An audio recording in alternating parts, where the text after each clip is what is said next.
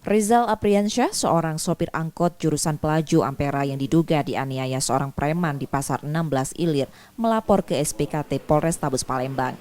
Dalam laporannya, penganiayaan terjadi saat pelapor diminta uang Rp5.000 sebagai uang jalur saat melintas siang hari dan diberikan.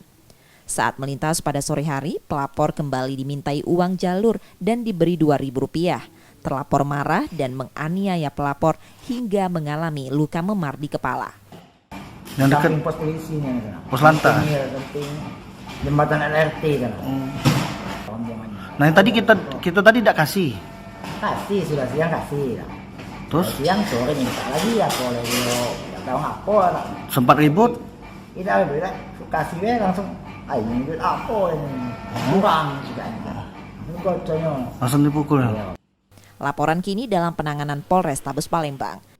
Yudi Kiswanto, Kompas TV, Palembang, Sumatera Selatan.